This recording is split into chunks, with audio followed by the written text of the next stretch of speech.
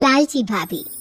करिश्मा, रेशमा और मनीषा 3 बहनें हैं। उनका एक भाई भी है, मयंक। मयंक अपनी बहनों को बहुत प्यार करता है, लेकिन मयंक की पत्नी सविता इस मामले में मयंक से बिल्कुल ही अलग है। वो अपनी ननदों का जितना बुरा कर सकती है उतना बुरा करती ही रहती है और अपनी ननदों पर हुक्म भी चलाती है। करिश्मा, करिश्मा, तुमने अभी तक नाश्ता नहीं बनाया? तुम्हारे भैया को ऑफिस जाने में देर हो रही है। हाँ भाभी, बस अभी बनाती हूँ। करिश्मा, तुम ये ढीलापन छोड़ दो। कल को पराये घर जाना है। वहाँ अगर तुम इस तरह से काम करोगी तो लोग क्या कहेंगे कि माँ ने और भाभी ने कुछ सिखाया नहीं। और तुम्हारी दोनों बहनें कहाँ हैं? रेशमा मार्केट गई है और मनीषा सो रही है। क्या? सुबह के 8 बज रहे हैं और ये महारानी अभी भी सो रही है? ये कहते हुए सविता अपनी सास दुर्गा देवी के पास जाती है। माँ जी, देख रही हो अपनी बेटियों के तौर तरीके? क्या हुआ बहू, सुबह सुबह क्या कर दिया मेरी बेटियों ने? अरे एक तो अभी अभी उठकर किचन में गई है, दूसरी सुबह सुबह बाहर चली गई और तीसरी अभी तक सो रही है। क्या करूं मैं इन तीनों का? मैं तो परेशान हो गई हूँ। जा जाकर उठा उसे और रेशमा से मैं बात करती हूँ। सविता सीधा मनीषा के कमरे में जाती है और उससे कहती है, महारानी जल्दी उठो, सूरज सर पर आ गया है। भाभी थोड़ी देर और सोने दो ना, मैं रात को लेट सोई थी। वो क्या है ना, यूनिट टेस्ट चल रहे हैं। शराफत से उठती है या नहीं, या फिर पानी की भरी बाल्टी डालूं तेरे ऊपर? नहीं नहीं भाभी, मुझे बिस्तर में नहीं आना, उठती हूँ मैं। मनीषा जल्दी से उठकर बाथरूम में चली जाती है। सभी आराम से बैठकर नाश्ता कर रहे होते कि तभी रेशमा बाजार से हाथ में सामान लिए आ जाती है। रेशमा को देखते ही सविता उस पर बरस पड़ती है। लो, आ गई महारानी। ऐसा भी क्या सामान लाना था जो सुबह आंख मलते ही बाजार की तरफ रवाना हो गई? भाभी, कल आप ही तो चीख रही थी कि घर का सारा सामान मुझे ही लाना पड़ता है, घर में किसी को भी किसी काम से कोई लेना देना नहीं है। अब मैं बाजार जाकर सामान ले आई तो आपको इस बात से भी तकलीफ हो रही है? देख रही हो माँ जी, अपनी बेटी की जुबान कैसे से भी तेज चलती है। और मयंक, आप तो कुछ कहेंगे नहीं अपनी लाडली बहन को? रेशमा, अपनी भाभी से ऐसे बात नहीं करते। चलो माफी मांगो। भैया, मैं क्यों माफी मांगू? आप भाभी से बोलिए ना कि हम पर कम हुक्म चलाया करे। हम इस घर की बेटियां हैं और आपकी पत्नी की ननद है, नौकरानी नहीं। लो कर लो बात। इनकी भलाई के लिए कुछ भी बोलो तो इन्हें बुरा लग जाता है। इस घर में यही इज्जत है मेरी। देख लो माँ जी, आपकी बेटी किस लहजे में मुझसे बात कर रही है। सविता वहाँ से चली जाती है। मयंक को बहुत गुस्सा आता है, वो भी वहाँ से चला जाता है। फिर करिश्मा रेशमा को समझाती है, रेशमा, तुम्हें भाभी से माफी मांग लेनी चाहिए थी ना। लेकिन दीदी, मैंने कुछ किया ही नहीं, तो मैं माफी क्यों मांगू? हाँ करिश्मा दीदी, रेशमा दीदी जैसे ही घर में आई भाभी ही उन पर चिल्ला रही थी। हाँ, मैं मानती हूँ कि गलती भाभी की थी। मैं तो इसलिए बोल रही हूँ कि भाभी ने माँ को तो पूरी तरह अपने वश में कर लिया है। वो हमारी बात सुनती ही नहीं। मयंक भैया हमारे लिए हमेशा खड़े रहते हैं, इसलिए उनकी बात का मान तो तुम्हें रखना चाहिए था ना। कोई फायदा नहीं दीदी, कुछ दिनों की बात और है, भाभी उन्हें भी हमारे खिलाफ भड़का देगी। फिर वो भी माँ की तरह हमारी किसी बात का विश्वास नहीं करेंगे। इसी तरह सविता अपनी तीनों ननदों को किसी न किसी बात पर परेशान करती रहती थी। एक दिन मयंक अपनी तीनों बहनों के लिए गिफ्ट लाया। करिश्मा, ये तुम्हारे लिए हार का सेट। रेशमा, तुम्हारे लिए सुंदर सी ड्रेस। और मनीषा, तुम्हें किताबें पसंद है ना, तुम्हारे लिए किताबें लाया हूँ। थैंक यू भैया। थैंक यू भैया। थैंक यू भैया।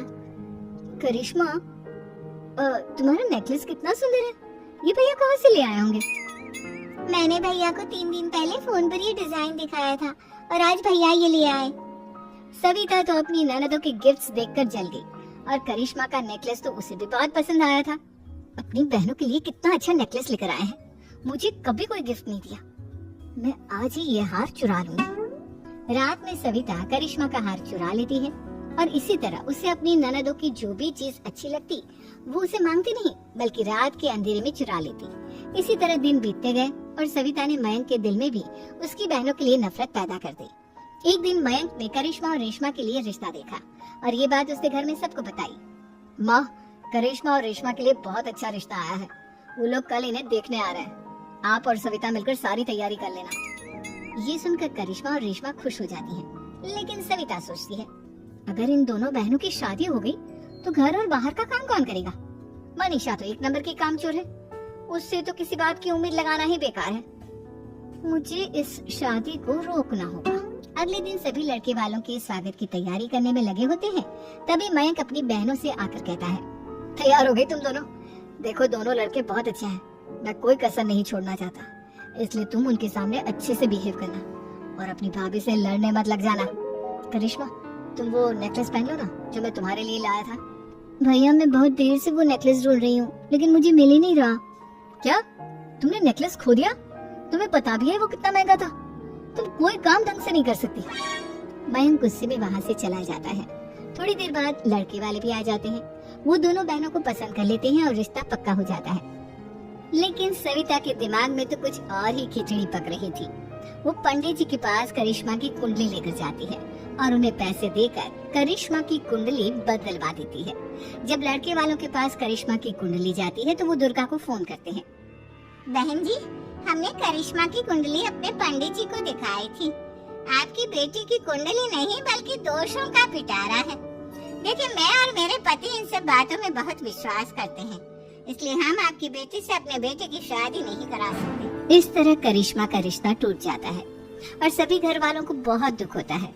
अब कविता सोचती है, चलो करिश्मा का तो रिश्ता टूट गया, अब रेशमा का भी रिश्ता तोड़ना है।